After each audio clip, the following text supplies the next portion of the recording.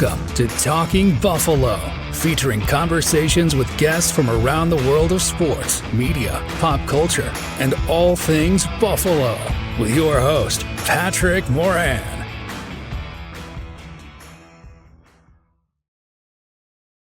All right, what is going on, everybody? How you doing? Welcome to another episode of Talking Buffalo, your weekday daily driver for Buffalo Sports Talk and more. My name is Patrick Moran. Thank you very much, as always, for watching, for listening, for following, for subscribing. I appreciate you all very much. We're going to spend some time today talking about some potential non-wide receivers that the Buffalo Bills still, even after trading Stephon Diggs, may target with their first pick. I know there's a lot of people out there that don't want to hear anything other than wide receiver, but the reality is there are plenty of things on the table. To do that, I am bringing in, as always, man, my weekly guest here for this show, my man, Anthony Marino. What's going on, dude? How you doing? Good, man. How are you doing? Pretty good, man. How was your, we're taping this Monday morning now. This doesn't drop to Tuesday. So when I ask you, how was your weekend? I guess that's kind of semi-old news. But I'm going to ask you that shit anyway, man. How was your weekend? How you doing? Yeah, it's all good. It's like that in between here, upstate New York. It's like, is it ready to be spring yet? Still like, I'm not getting the golf clubs out just yet. Let's put it that way. Yeah, it's the same in Buffalo. It was a pretty shitty weekend, but better things, better days are ahead, and hopefully very soon. So like I said, today we're going to spend the bulk of our time talking about some non-wide receivers that the Bills, let me add this word too. I should have said this at the beginning. Realistically could end up taking with their first pick, going up and getting Joe Alt. That's not realistic. You know what I mean? So there's players out there that are non-wide receivers that I just don't think are realistic. And by that, I mean, maybe these guys, potentially could fall to 28. Maybe the Bills trade up, just a handful of spots, or maybe they go, I'd say, to keep it realistic, we're going to go today maybe no higher than the very late teens, early 20s. Guys that maybe Brandon Beane and Sean McDermott and the staff love that, like I said, that are not wide receivers. Before we get into that, though, again, prefacing this by saying we're taping this actually Monday morning. Don't know if anybody's going to speak today, but Bills OTAs starting on Monday, kind of breathing a little bit of life into the 2024 season. If anybody was wondering if Josh Allen was going to show up to OTAs, which I don't know why you would wonder that, but he did. I seen shortly before we started taping this morning, little Bill's social media video of him walking into the facility with his, his padding and thumbs up. I guess I'm asking you a pretty silly question, but I'm asking you anyway, man. Is there anything with OTAs this week that you might be looking forward to? I'm looking forward to the lack of drama around Stephon Diggs with it, right? I mean, so last year, I think there was the question with OTAs. Yeah. Will he show up? Will he not? After the playoff loss to the Bengals and everything that was reported there. This year, it's like ho-hum. There's nothing with him. There's nothing like the year before, right? Jordan Poyer was looking for a contract extension at that time, what that would have been. I don't think there's anything out there that leads to any of like, oh, is so-and-so unhappy? Are they going to hold out for a contract? Anything along those lines. So it kind of feels nice to just be like, yeah, it's a no big deal kind of scenario. That's great. I kind of am wondering, again, taping this before anything, OTA even actually starts. I don't know if anybody is going to speak on Monday or at all for that matter during OTAs. Part of me wants to say that I'm intrigued to see if they do, but then I'm like, you know what? Let's just assume that even if they do, Anthony, is Josh Allen, and I'm saying this for the purpose of how do you feel about, moving on from Stephon Diggs and blah, blah, blah, maybe some of the other veterans as well, too. What are you really going to get out of Josh Allen publicly anyway, in front of a podium? What are you really going to get out of Sean McDermott publicly in front of a podium? Like, part of me wants them to, I want to hear what they have to say, but then I'm also like, what are they really going to say? You know what I mean? Yeah. No, there's nothing to say. And the thing that is different this year, because Stephon Diggs has been traded, it's just you thank him for everything that he did in Buffalo, for being a great teammate. I'm going to miss him here, and I wish him all the best. And then the story's over, right? Like you have then moved on from it. There's no reference to anything potentially negative, because if you do that, then the story is just going to fester and it's going to become a national story. It's going to live on even longer, and nobody needs that. So I would just expect something out of the, coach speak 101 type of handbook of, you're not saying very much and you just get to move on with it. Do you know, I did a show yesterday. It was literally titled Figs or Diggs Fatigue. And that stems from two things. I'll say this about OTAs. I don't give a shit about OTAs, generally speaking.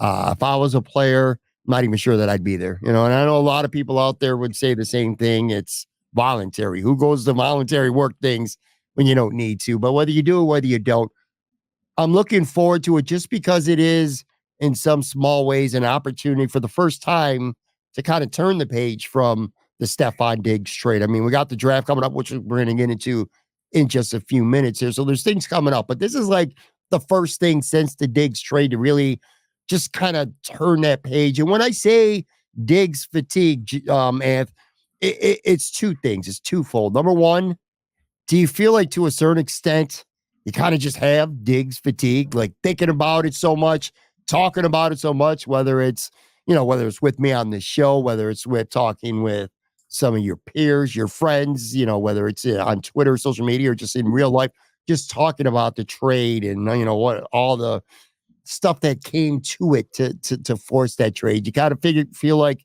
maybe you've had a little bit of Diggs fatigue yourself.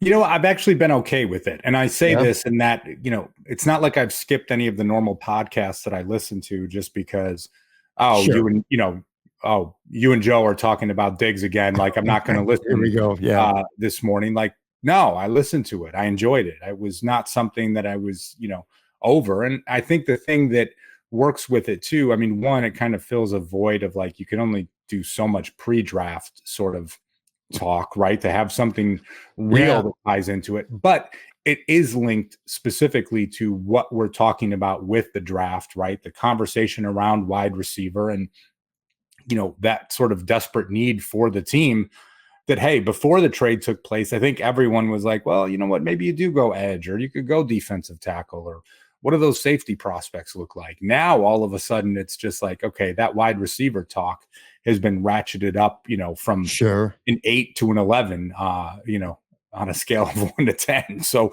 it's it ties in with it, and obviously with it happening before the draft makes for some pretty interesting conversation.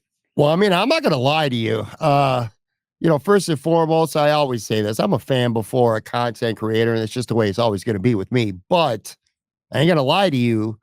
Brandon Beane did me a favor in a sort of a way making this trade, because as somebody who tries to put out an episode 5 times a week, every single weekday, it's hard to come up with content, especially if you primarily want to be about the Buffalo Bills. You kind of need things to happen. Otherwise, I mean, you really will beat a dead horse with whatever draft talk or, what other stuff it may be. And one last thing, too, about that whole Diggs fatigue thing. If people maybe didn't catch the show yesterday or even last week, I had Jay Skursky on from Imperial Pizza last Friday's episode, and he kind of piggybacked off what Tim Graham had said a couple weeks ago, or right after the Stephon Diggs trade, where Tim kind of labeled it as it wasn't one big, significant, major thing maybe that led to the trade. It was death by like 1,000 microaggressions. I might be paraphrasing slightly, but that's kind of what Tim said. And Jay said, to reiterate that on Friday, that from what he heard through conversations with people within the team, is that there was just a lot of Diggs fatigue, inside the organization. And just at the end of the day, it was time to move on. I like your point about the draft and, it being ramped up from talking wide receiver, from an 8 to like an 11, like you said. I looked up something before we get going. And by the way, Anthony has come up with a list. I kind of tasked him with some homework. I said, I want you to give me a list of 5 guys that are pretty well-known names if you're following the NFL draft that are not wide receivers that you realistically can see the Bills end up with. So we're going to get in that in just a second. But in terms of these wide receivers, I looked up the Kansas City Chiefs. I mean, when you're a champion, you always look at the champion as kind of a blueprint for what you want your team to be. And similar in a way, besides having an elite quarterback, of course, but in 2021, they traded Tyreek Hill. And now they had Travis Kelce and the Bills have an emerging Dalton Kincaid. But you would think you traded Tyreek Hill, who I would think a lot of people would say as great as Stephon Diggs is, Tyreek Hill might even be better. But no, that's just what a lot of people I think would think. Anyway, here's my point. They traded Tyreek Hill, and you'd be like, all right, man, I'm just going to replenish a wide receiver. And then I looked at their drafts over the last couple of years, 2 drafts since trading Hill. Dude, the Kansas City Chiefs used 3 straight first-round picks because they had 3 first-round picks over the last 2 years, one of them for the Tyreek Hill trade. And I don't know if you knew this or if this would surprise you, but they've used all 3 of those first-round picks since trading Tyreek Hill on defensive players. Yeah. They took 2 wide receivers in the second round, one each year, back-to-back years. They took a wide receiver in round 2. But 3 straight defensive players in the first round. I don't know if you knew that. If that surprises you a little bit, but can you kind of look at that and maybe relate it to say maybe this is not a lock that the Bills are going to take a wide receiver with the first pick? No, it's an interesting part of the conversation. And here's the thing too. Well, one, I mean, they've used those second round picks, right? So it's like, I can't look at it just in a bubble. I still feel that a second round pick is a marquee draft pick. We put so much stock in the first round, but it's not one of those where it's like, okay, they haven't been ignoring it. But it is that different piece where when you do have Travis Kelce that, and I know people will say, well, who's their number 1 wide receiver? Well, it's like, listen, you've got this guy who's arguably the greatest tight end of all time and what he can do. And I'm not saying Dalton Kincaid is Travis Kelce. I'm not saying he's going to become Travis Kelce, but you see enough teams out there where their number 1 pass catcher is a tight end. You saw it in Detroit last year. You saw it in Jacksonville where, Evan Engram had like 110 receptions last year, which people, weren't really talking about. Of course, Mark Andrews in Baltimore. So, that can be a little bit of a shift if you have that number 1 pass catching target as a tight end that, maybe you can do some things a little bit differently. And I know there's some folks that don't want to hear that, but I think it does kind of parlay into today's conversation too. It certainly does. I'm going to be honest with you, man. I would have almost would have been willing to bet that before the Stephon Diggs trade, I think that it would have been almost likely that the Bills did not take a wide receiver with their first pick and would take one in the second round or the second pick, whatever way you want to look at it. I also would say in terms of why the Bills still might not take a guy in the first round is Sean McDermott has plenty of say in this process. Brandon Beane ultimately is going to make the pick. I get that, but Sean McDermott has plenty of pull, and this roster, this team kind of feels like it's shaping up a little bit the way he wants it. More 2 tight end sets, bigger bodies, more meat on the offensive line, a bigger offensive line, running the football more balance, playing defense. I just feel like that's a Sean McDermott dream. You know what I mean? Like his team is kind of shaping up that way. And you are 100% right, by the way. It's sometimes we put so much stock into who's the first pick that we don't even talk or care about who's going to be the second and third. And quite often on football teams, championships are made or lost ultimately by what you do on those day 2 or even early day 3 picks quite often. But here's the bottom line, Anthony. I mean, before we get going here, the Bills' top 4 wide receivers from last year, they're all gone. All of them. Stephon Diggs, Gabe Davis, Deontay Hardy, who just signed with Baltimore on Sunday. Trent Sherfield, I think he's somewhere. I know where he's not, and that's the Buffalo Bills. So their top 4 receivers are all gone, and they signed Matt Collins. They signed Curtis Samuel. Certainly should have a decent role in this team, and they got Shakir back. But man, you go into this draft here before we talk about why they might not take one first. But you're like, They need a wide receiver, man. They need an impactful wide receiver. There's no question about it right now. Yeah, no, it is no question. And that is, you look at the draft, you can get someone cost controlled. I will be curious to see like how many wide receivers they may decide to draft. I mean, you talk about Mac Hollins, and again, for his contract, that's not something that prohibits you from, taking two guys relatively early and what that can look like. Mm-hmm. But it is a deep class. You look at things and it's just like there's a lot of options out there. There's also so many guys when you get past those definitely past the top three. If you say Brian Thomas Jr. in the top four, but there's even people that are like, there's a wide variance when you look at the rest of these wide receivers of who could be a first round pick. You'll hear from one expert, then another saying, I've got a third round grade on this guy. And not saying that he's a bad talent, like being a third round option. There's nothing wrong with that. It's just, you talk about a Troy Franklin, a Xavier Legette, a Brian Thomas Jr., again, A.D. Mitchell, another one, Xavier Worthy, like all of these guys, you'll hear people say he's a first rounder, and there's someone that's saying second or third rounder, day two type of pick. So that's going to make it really interesting. And I think there will be plenty of overreacting when someone gets drafted and, they're either going to be deemed a steal because you got Troy Franklin in the second round, or a reach because you took Troy Franklin in the first round.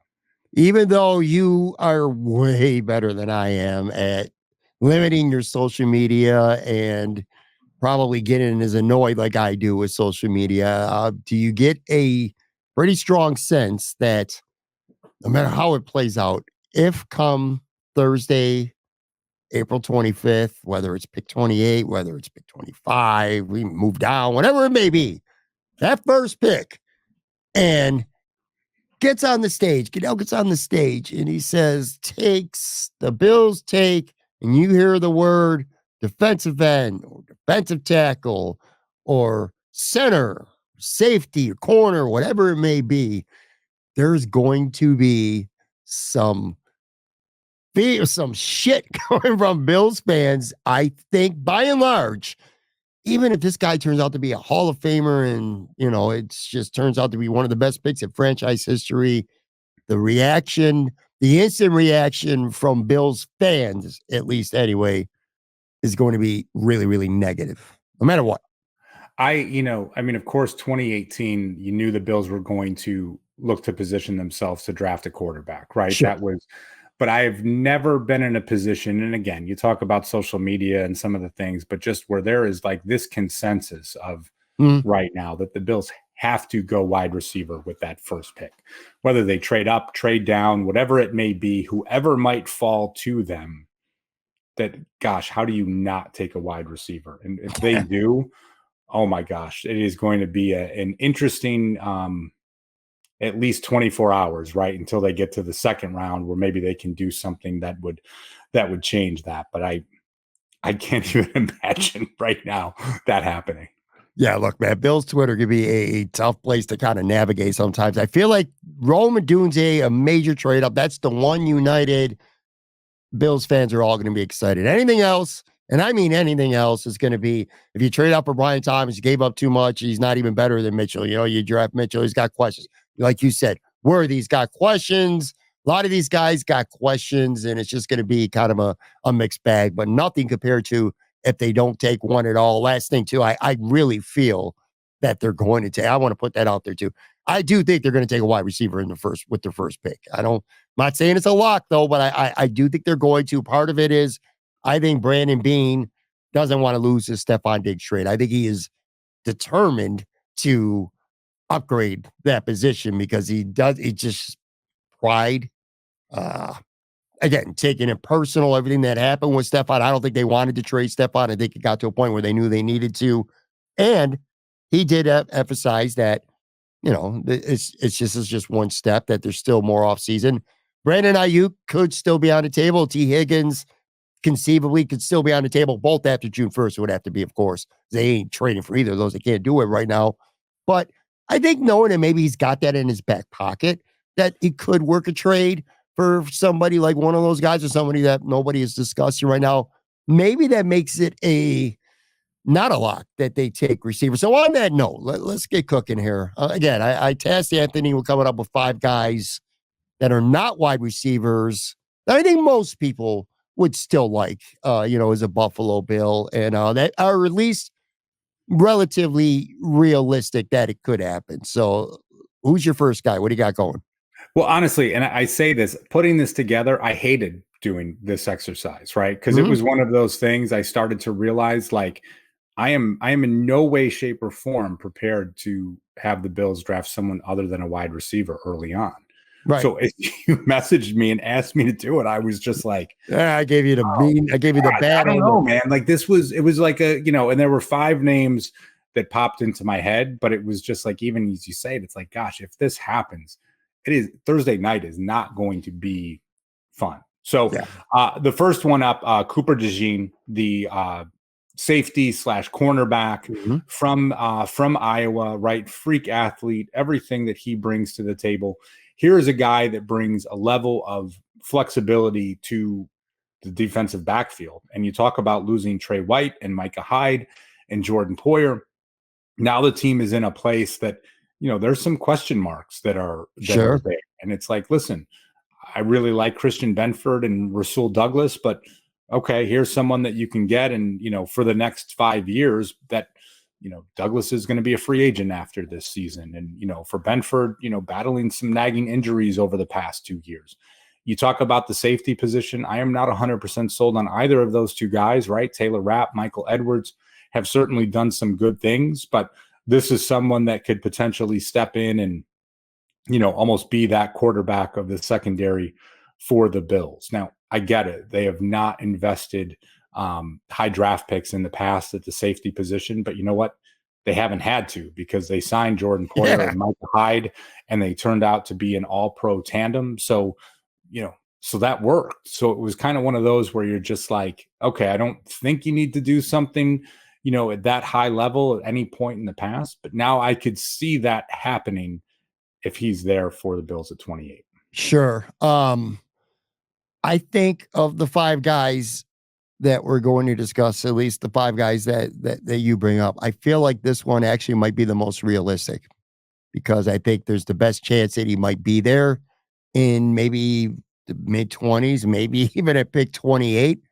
And I feel in today's NFL, he could be a better fit than ever before. I want to point out too, and I'm going to reference Dane Brugler from The Athletic, puts out this guy called The Beast. It is just absolutely exceptional. So I'm going to be referencing a lot of his thoughts with some of these guys, as well as some numbers, as well as PFF. So for people who don't know much about Cooper DeJean, he is PFF's 9th rated prospect overall. Dane Brugler has him as the 4th corner and a projected 1st or even 2nd round grade. I thought that was a little bit surprising. He is a guy who was a corner in college, but many people think he's going to project ultimately to be a safety in the NFL. He's 6'1", 207 pounds, 7 interceptions over the last 2 years at Iowa, 77.4 PFF grade last year, and 88.5 in 2022. So his grades have been great. And Dane Brugler says about him, I mean, again, this beast guy that he puts out every year is just unbelievable. So I just kind of pulled like his last sentence summary for these guys we're discussing. And Dane Brugler says, overall, DeJean is one of the best tackling defensive backs in the class and shows playmaking skills in coverage. Because of his athletic instincts and competitive makeup, along with an intermediate special teams role as a returner and gunner, his NFL starter quality skill set fits interchangeably at cornerback, safety, or nickel. That sounds like a Sean McDermott guy, Anthony Marino. It sounds to me like a guy he could start at safety, either over, you could put Rapp back in those packages. You could have DeJean back there. He could play some corner. If Teron Johnson goes down, you got a really good slot guy who last year when Teron got hurt, that drop off was huge.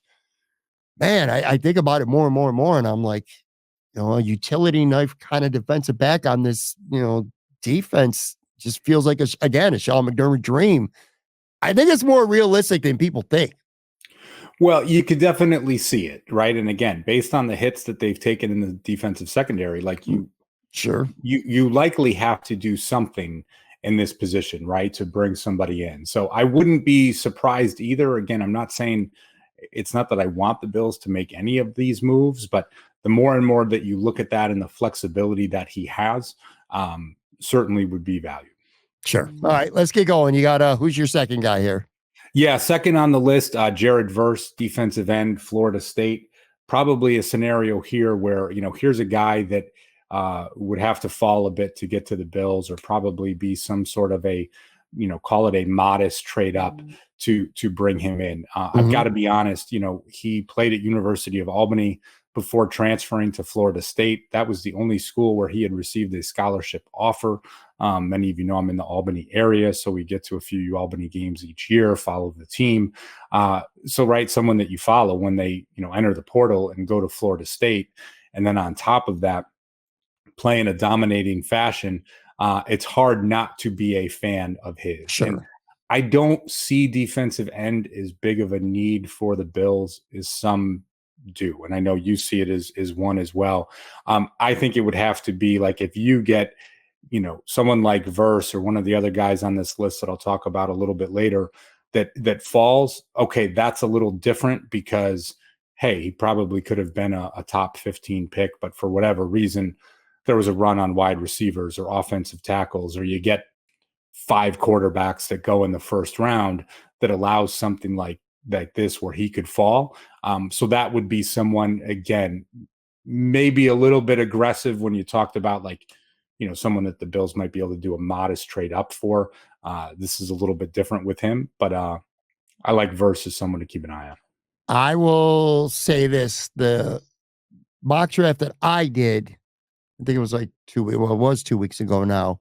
I dropped it on a Wednesday, and I actually had the Bills taking an edge rusher in the first round.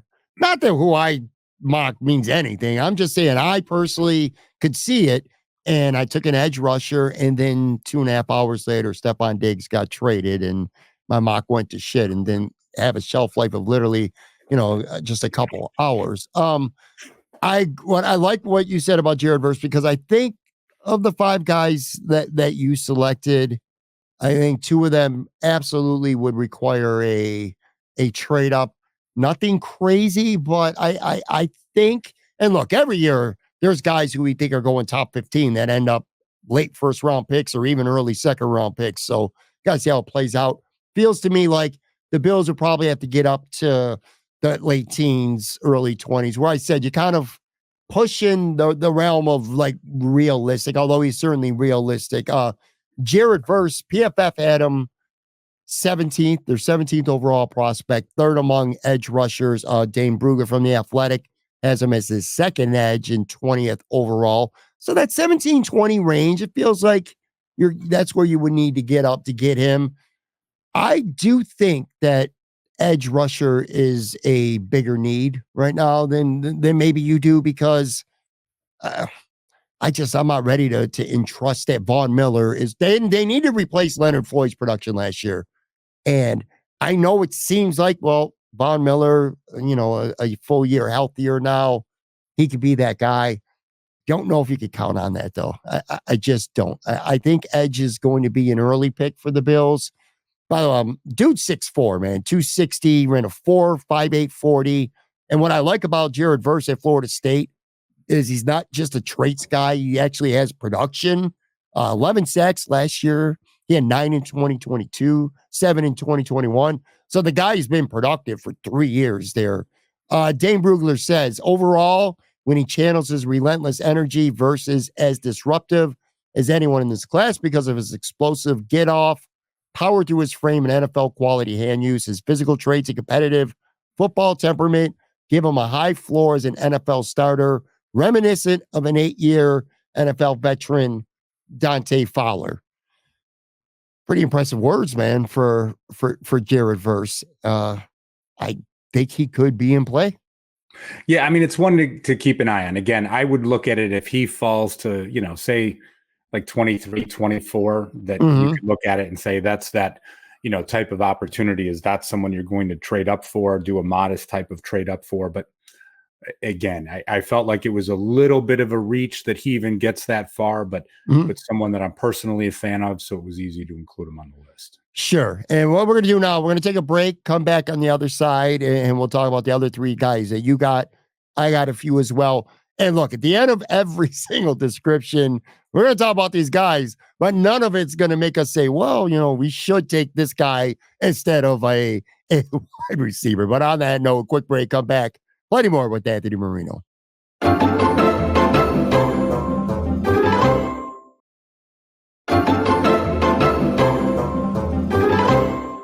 Okay, I'm back here with Anthony Marino, going over a handful of non-wide receivers that even after Stephon Diggs being traded, even after losing 4 receivers from last year's roster, we still think are at least realistic enough for the Buffalo Bills potentially to take with the first round pick. We went over Cooper DeJean. We went over Jared Verse.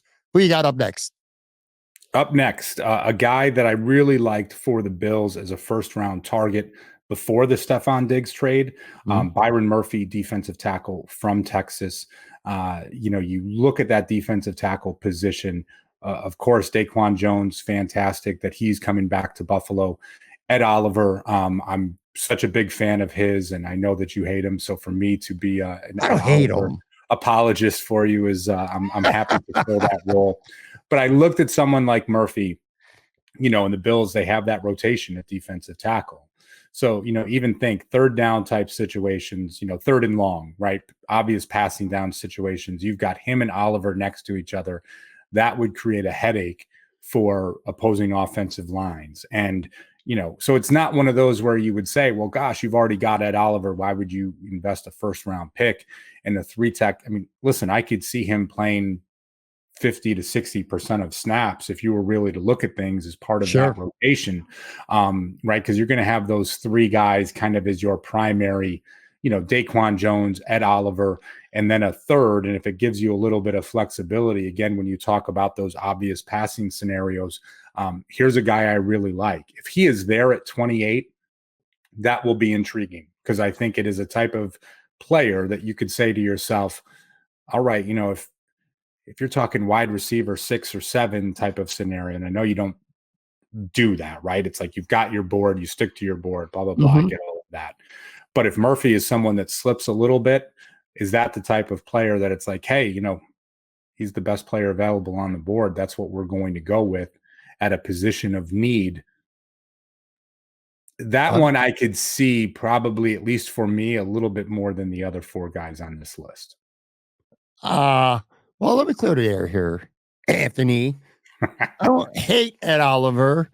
I think he's a playoff choke artist. A big difference, man. Maybe I'm even too rough with that. You call him a playoff choke artist. I guess maybe I do hate him. No, I don't. Look, he's a good player. He's a good regular season player. I have a big problem with him face planting the last 2 times the Bills have lost in the playoffs. The dude hasn't even had a solo tackle, let alone a sack or a quarterback hit in 2 straight elimination losses. And he's a guy that's a star player. Don't get me going here because I still take issue with Marino and Nate Gary and these guys who are calling his contract a bargain after the dude from Carolina signed that big monster extension. They're like, oh, we got this guy right into the buzzer. Got a bargain. No, you didn't, because he ain't doing nothing in the playoffs. For that reason, that's why I might buy Byron Murphy as the pick. I'll say this too. I think personally, it's just my opinion, man. I'm no more informed than 95% of the people watching or listening to the show today. This would be the guy I think they'd have to trade up the highest to go get. Like, he's, to me, the least likeliest of our guys to fall to, say, even 22, 23, where you're not going to have to give up a ton to go get him. PFF has him as their 13th highest prospect, second interior defensive lineman. Dane Brugler from the Athletics, 16th prospect overall. He had 6 sacks at Texas last year, a 91.1 PFF grade. Check this out. 883 defensive linemen played enough snaps to be eligible for grade. College football last year, he was second out of 883. 6'1", 308. Brugler writes, overall, Murphy doesn't have ideal length, but his rare combination of lower body twitch, natural leverage, and power through his frame sets him apart. With his disruptive energy, both as a pass rusher and versus the run, he projects as an impact starter who could play shaded nose or 3 techniques similar to Grady Jarrett. Let me throw a name out to you that I would be, it's such a real unrealistic expectation ever compared to. But Chris Jones, if you were to tell me that Byron Murphy could be 80 to 85% of what somebody like Chris Jones has become to the Chiefs, the significance of that player long term, sign me up. Because we've seen Chris Jones in the biggest moments make the biggest plays to help his team win football games. Man, though, God, would this be an unpopular pick? A defensive tackle with the first round pick, a great player. But man, would this be unpopular? It would be unpopular, but there is a trend right now of what defensive tackles are getting paid in free agency. That this is now a position that when you talk about, okay, hey, getting someone cost controlled, like it's right up there when you talk about defensive end or offensive tackle at this point, that you have really seen that adjustment. So sure. To me, it's something I look at and feel like it can become more realistic because, again, to get someone for 5 years cost controlled that could potentially be an elite defensive tackle, I could see that. Let me be really clear about this too. I don't love picking a defensive tackle with the first pick. I do love picking Byron Murphy with the first pick. Yeah. He would be the exception at that position for me. And I really, don't care about the initial Bills fan reaction. They'll be over it by training camp when they see the guy being out there doing what he does. All right, 2 more guys that you got. Who's up next? All right, next up for me, there were no running backs that I could take in the first round, but I had to get some defensive player in there. Jackson Powers Johnson, the center. And it's, as I look at this, I'm still most surprised that the Bills parted ways with Mitch Morris, right? I thought there might have been even like a minor contract extension, a restructure, sure, something to keep him in the pivot for the Bills. They're looking to get younger. Maybe they're looking to get bigger. You talk about, shifting Connor McGovern over there. That's fine. David Edwards is the one that I'm not sold on. And I say that I'm glad that the team is bringing him back, a relatively modest contract, but for what his contract is, he can play that same role that he did during the 2023 season and kind of be that jumbo tight end if you need him to be. You bring someone in like Powers Johnson, he doesn't have to play center as a rookie. I think, listen, at least from the comments I heard, Connor McGovern was on Eric Wood with his podcast. Yeah. Like this is a guy that is expecting to be the center this season. Now and again, if they get blown away, they can make a shift. But I'm also not a firm believer in that, like, hey, have someone come in as a rookie and play center, right? I mean, a critical role. You want that relationship between him and your quarterback that, listen, you could bring in someone like Powers Johnson, have him play left guard, have Connor McGovern play at center the next 2 years, whatever that is, because there's 2 years left on his contract, and kind of get him assimilated to the NFL before he makes that shift to center. But I mean, it really would kind of solidify those 2 guard positions, right? With Osiris Torrance on the right side, really looking at things and saying, let's really just kind of lock up that middle piece of the offensive line. So again, I know it would not be popular, but it's something that if it did happen, I wouldn't be too surprised there. The Talking Buffalo first mock draft with Bruce Nolan pick here, Jackson Powers Johnson. That's who Bruce took in our first Bills mock draft. PFF has him as the 24th prospect, first among interior offensive linemen. Dane Brugler has him 23rd overall, second among interior offensive linemen. He's certainly a guy that realistically falls 24 to 28. So this is a very realistic guy. 6'3", 320. I talked about Murphy being second among all defensive tackles per PFF grades last year. Jackson Powers Johnson was number 1, 295 graded centers per PFF, and he was quite literally number 1. Dane Brugler wrote, overall, Powers Johnson's inexperience is reflected in his technique, but offers a fantastic combination of size, athleticism, and toughness with the skill set that translates to both center and guard. Like you said, his game reminds me of Ryan Kelly, who won the Remington Award at Alabama before becoming a first-round pick in 2016. I'll say this, and this is one thing I do like about Jackson Powers Johnson. We talked edge. We talked defensive tackle. No matter who the player is, if it's at one of those 2 positions, the Bills do have Von Miller and Greg Rizzo at edge. Whoever an edge guy would be is going to get worked in. They're going to play 35 to 50, 55% of the snaps. Ditto if it's Byron Murphy or a defensive tackle in the second round or whatever. You got Ed Oliver and DaQuan Jones. Ain't no rookie coming in and starting at those positions. You draft Jackson Powers Johnson, there's your day one starter. I mean, he's going to play 100% of the snaps, whether it's a guard or center, probably starts at guard, kind of similar to what Eric Wood did. Eric Wood got drafted by the Bills, first round pick, maybe a center in college, played guard for a year. And then he ultimately, I think Jeff Hongert originally was a center. They got rid of him after 1 year. I mean, Connor McGovern's contract, he might not be here for more than another year or two. Eventually he'll play center, but even if he starts at guard, that's a day one full-time starter.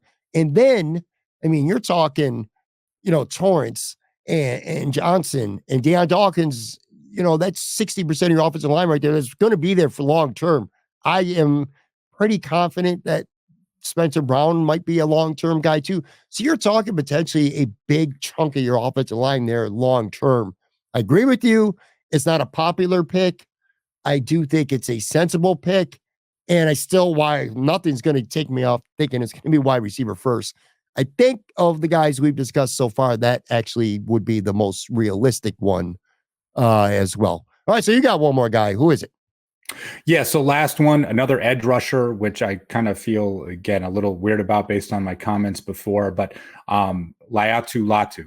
And I always feel like I'm pronouncing his name wrong, from UCLA. No, you got it. Here's a guy that, medical issues earlier in his career. He had actually retired from football, second opinion, able to come back. Here is a guy, if there were not the health concerns, I mean, you could argue is at minimum a top 15 pick, maybe even absolutely top 10 type of player. Confirmed from our good buddy Ryan Talbot at NewYorkUpstate.com that Latu is visiting the Bills on a top 30 visit, I think today. So that is certainly interesting that you don't just do these visits for no reason whatsoever. So here's a guy that I initially felt like, oh man, too much of a stretch. And then when I saw that, it kind of validated things for me that maybe I'm not too far out there by including him on the list, because again, I know nothing from a medical standpoint and won't even pretend to. But when you hear about some of those red flags, do some teams just completely take him off the board or, drop him down a few pegs? Here is someone, you talk about a risk reward type of player, not a boom bust, right? Because I say risk reward of just like, you talk about that injury history. Is that something that, hey, you know what? Maybe when he's on his visit, your doctors check him out, you learn a little bit more, learn about the player, and just say, okay, maybe he's not going to have a 10-year career with you, but if he has 5 great years with you, because of that's okay too, right? When you're talking about the end of the first round. So as I mentioned before, I'm not really high on edge rusher, but just like with Verse, if Latu is a guy that falls to within, striking distance of pick number 28, does the talent outweigh that you could see them making a move? Latu might be the most intriguing player of this draft, the whole draft, because he could be a top 10 player. He could be, like you said, completely off draft boards, period, or certainly a guy that goes from being a top 10 to 15 pick to somebody who might be there when the Bills are on the clock. Excuse me. And that's because of his, like I said, his medicals. PFF has him 11th. Yeah. First defensive end. Dane Brugler has him 22nd. Third among edge rushers. Dude 6'5", 265. First again, PFF out of 836 edge rushers. Got something in my throat there. Anyway, 96.3 grade for PFF. 15 sacks last year. 12 sacks the year before. This dude brings it, man. This guy really brings it. You mentioned the injuries. Fusion, and once was forced to medically retire. Like I said, I saw, and I don't know how accurate this is, but I mean, I'll shout him out. Banged Up Bills on Twitter. He's always tweeting about injuries. Said that from what he heard, he had a cervical stenosis and at least one bulging disc. Dane Brugler did write about him. Overall, Latu's medical history will play a major role in his draft grade, but he is a pass rush technician with the instinctive feel and athletic bend to be an impactful two-way go rusher in the NFL. His play style and journey are reminiscent of Miami Dolphins 2021 first rounder Jalen Phillips, who, by the way, at one time was medically retired as well early in his college career. I mean, this is a guy who could potentially be a perennial all-pro defensive end, or this is a guy who could be out of the league in 4 or 5 years. Just, man, I love the player. I love 12 sacks and then 11 last year at UCLA. Great player, but yeah, no, you feel like it's just the risk is a little bit too high for you when you have a need again at wide receiver or other spots, I guess. Yeah. Yeah. I mean, the thing that makes it interesting, again, it's like the reward there could be huge. And there's so much focus put on offensive players in this draft, right? I mean, it's all about quarterbacks, wide receivers, and offensive tackles right now. Sure. That you could really see some of these defensive guys just getting pushed down the board, right? Because all of a sudden it could be you get a run on one position and, you know, you got one of those coin flips like, well, we're going to go here because we don't know what'll be around in the second. I get that. Yeah, he is an intriguing prospect, whether it's going to Buffalo or anywhere else. I'm going to be real. Let's put it this way. I'm going to be rooting for him because anyone that's kind of been through what he is, you know, had and kind of coming back from that. I mean, to retire from football at a young age, you know, for him, that's got to be something emotionally you kind of go through. That just sort of the psychological part of coming back. I'm really curious to follow his path. I got 3 guys of my own that I want to add, and I'm going to put out a spoiler award here too. They're all edge rushers because, and here's why. I think that if they were to not take a wide receiver, I feel like edge rusher is the only position that I could realistically, in my mind at least, in my gut, see Brandon Beane and Sean McDermott collaboratively pulling the trigger on. I love the thought of Byron Murphy. I just don't think he's going to be there. So I don't think defensive tackle is going to be the pick.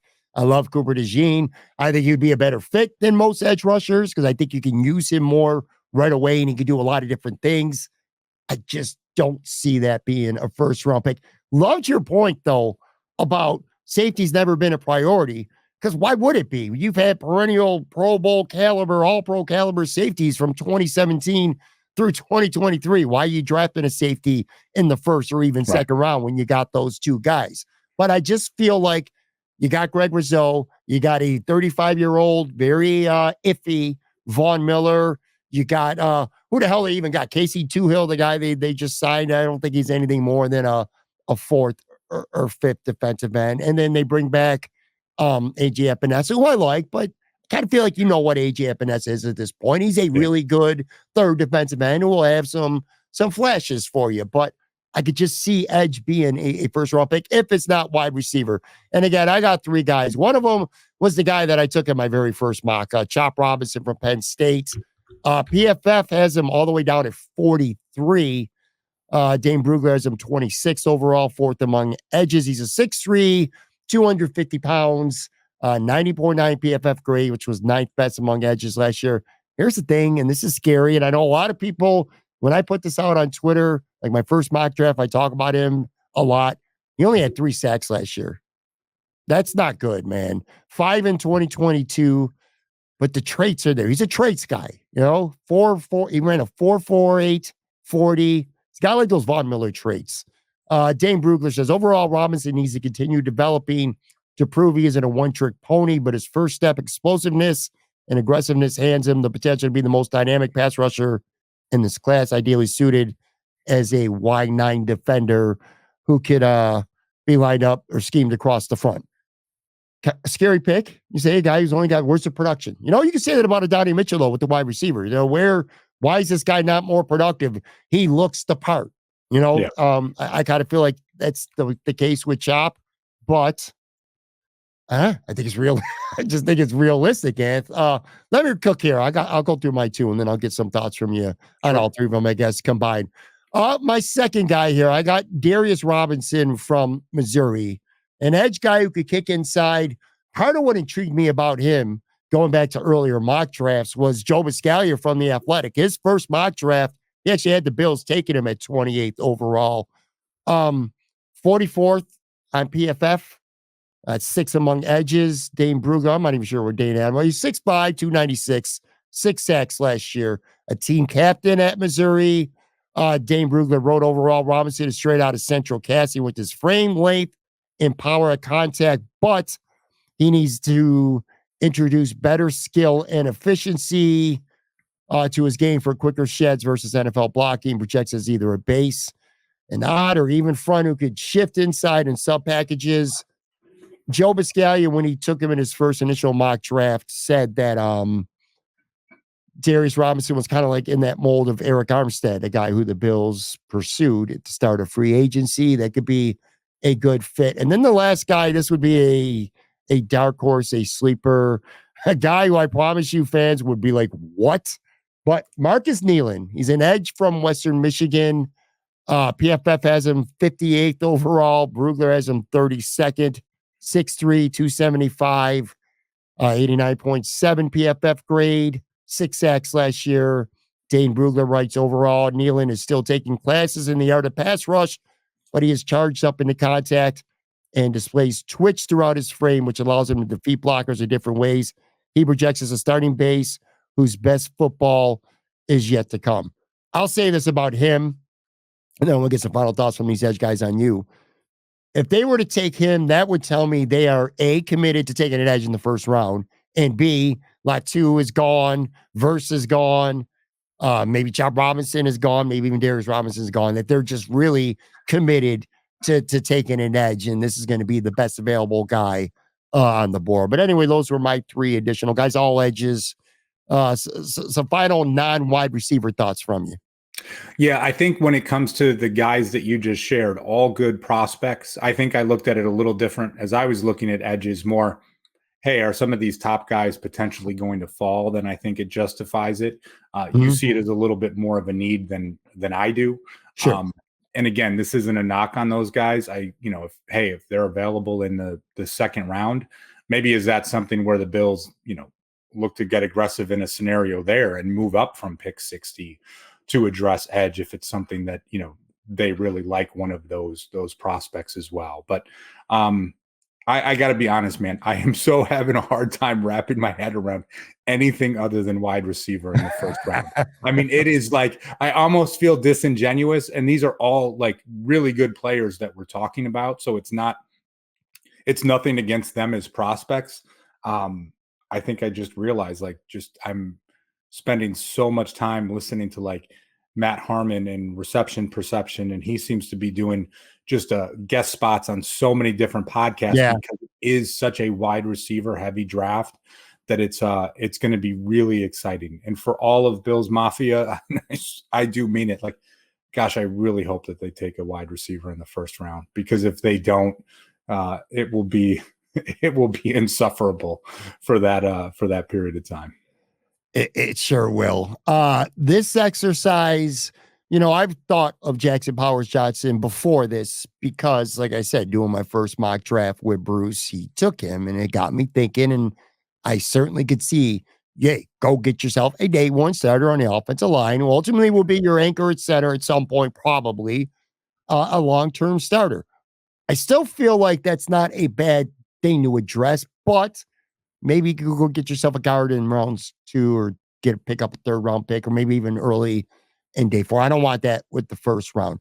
The one player that we discussed today that I think I could be coming around to, that like if they were to take him in the first round, and this is kind of a 2-part thing, is Cooper DeJean.